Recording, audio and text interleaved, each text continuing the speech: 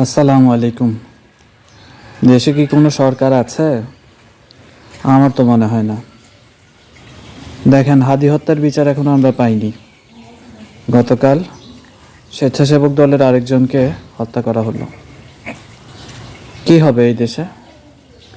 আইনের শাসন প্রতিষ্ঠা হবে? নতুন সরকার আসলে হবে? কতদিন পরে হবে? আমরা কি এমনটাই চেয়েছিলাম? একটা দুর্বল সরকার, একটা অসহায় সরকার, যে সরকার আমাদের ন্যায় বিচার দিতে পারে না, যেই সরকার শুধু কান্নাকাটি করে, এমন সরকারই কি চাইছিলাম? জুলাই যোদ্ধাদেরকে অপমান করা হচ্ছে, অবশ্য কোনো কোনো ক্ষেত্রে এটা তাদের প্রাপ্য। পরিশেষে এটাই বলতে চাই যে আমরা কোনো সরকার চাই না, এমন কোনো সরকার চাই না যেই সরকার শুধু কান্নাকাটি করে। আরে ভাই, আমরা আপনাদেরকে অনেক আশা ভরসা নিয়ে ক্ষমতায় বসাইছি, এদেরকে ধরেন। হাদির মতো এও যেন পালায় চলে যেতে না পারে।